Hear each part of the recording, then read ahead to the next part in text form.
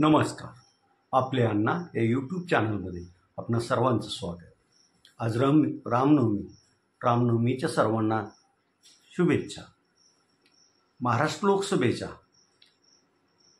तिसऱ्या टप्प्यात होणाऱ्या 11 लोकसभा मतदारसंघातील धाराशिवमधून महाविकास आघाडी आणि महायुती या दोन्ही उमेदवारांनी काल अर्ज दाखल केले. इकडे सोलापूरमध्ये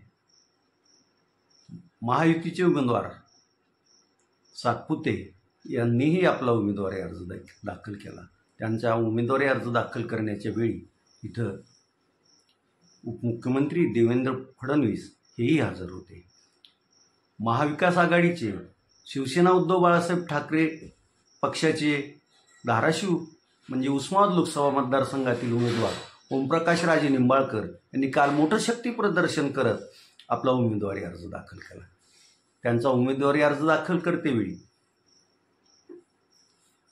युवा सेनेचे आमदार आदित्य ठाकरे, आमदार सचिन अहिर, माजी मंत्री आमदार अमित भैया देशमुख, कर्जत जामखेडचे आमदार राष्ट्रवादी काँग्रेस शरदचंद्र पवार पक्षाचे रोहित पवार, माजी आमदार ज्ञानेश्वर पाटील, महाविकास आघाडीतील सर्व घटक पक्षांचे जिल्हा पदाधिकारी, कार्यकर्ते, नेते उपस्थित होते. महाविकास आघाडीची रॅलीचं नियोजन आमदार कैलास पाटील आणि शिवसेना उपसंपर्क प्रमुख धाराशिवचे माजी नगराध्यक्ष मकरंद उर्फ नंदूभैया राजे निंबाळकर यांनी केलं होतं. काल आपला पहिला अर्ज महायुतीच्या उमेदवार राष्ट्रवादी काँग्रेस अजित पवार पक्षाच्या अर्चना पाटील यांनीही दाखल केला आहे. या मतदारसंघात कालपर्यंत एकूण 6 जणांनी उमेदवारी अर्ज दाखल केले.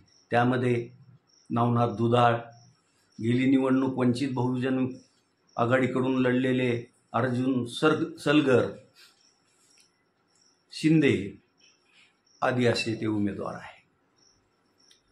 सोलापूर राखीव मतदारसंघातून महायुतीचे उमेदवार सातपुते यांनी आपला अर्ज काल शक्ती प्रदर्शन करत दाखल केला.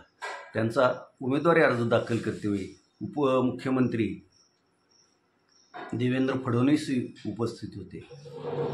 काल धाराशिव लोकसभा मतदारसंघाच्या दृष्टीनं एक महत्त्वाची गोष्ट सोलापुरात घडली. ती म्हणजे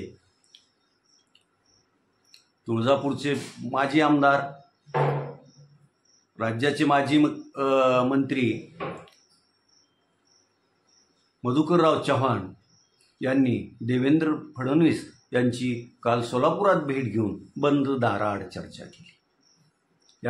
यामुळं महाविकास आघाडीतील काँग्रेस पक्षात थोडीफार चलबिचल सुरू झाली आहे. बसवराज पाटील, अशोकराव चव्हाण यांच्यानंतर आता मधुकरराव चव्हाणही भाजपचं कमळ घेण्याच्या आपल्या हाती कमळ घेतात की काय अशा चर्चा सध्या सुरू झाल्या आहेत. इकडे कोल्हापूर मतदारसंघात महाविकास आघाडीचे छत्रपती शाहू महाराज, महायुतीचे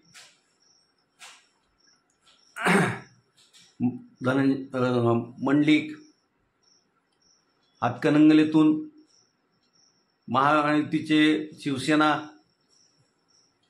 शिंदे पक्षाचे धैर्यशील माने,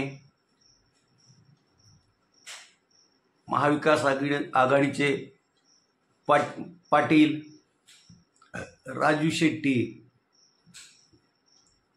तर साताऱ्यातून महाविकास आघाडीचे राष्ट्रवादी शरदचंद्र पवार पक्षाचे शशिकांत शिंदे यांनी आपली उमेदवारी अर्ज दाखल केली. रत्नागिरी सिंधुदुर्ग मतदारसंघातून महाविकास आघाडीचे शिवसेना उद्धव बाळासाहेब ठाकरे पक्षाचे उमेदवार विनायक राऊत यांनीही आपला उमेदवारी अर्ज दाखल केला आहे.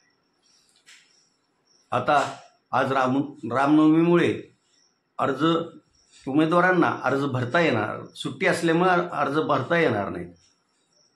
दिनांक 18 आणि 19 असे शेवटचे 2 दिवस उमेदवारी अर्ज भरण्यासाठी आहेत आणि त्यावेळी मग एकच उमेदवारी अर्ज भरणाऱ्यांची लगबग सुरू राहील आणि 19 एप्रिलला दुपारी 3 वाजता दुसऱ्या टप्प्यातील महाराष्ट्रातील 11 लोकसभा मतदारसंघातील उमेदवारी अर्ज भरण्याचा म्हणजे निवडणूक प्रक्रियेचा पहिला टप्पा पूर्ण होईल. आणि मग त्यानंतर अर्जाची छाननी, माघार घेण्याचा, उमेदवारी अर्ज माघार घेण्याचा शेवटच्या दिवशी किती उमेदवार माघार घेतात आणि प्रत्येक मतदारसंघात किती उमेदवार रिंगणात राहतात हे चित्र आपल्याला पाहावयास मिळेल. इकडे दुसऱ्या टप्प्यात म्हणजे 26 एप्रिलला होणाऱ्या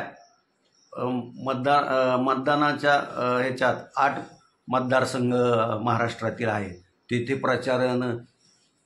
प्रचाराचा शेवटचा टप्पा सुरू आहे आणि प्रत्येक पक्षाचे प्रमुख नेते, स्थानिक नेते यांच्या सभा बैठका सुरू आहेत.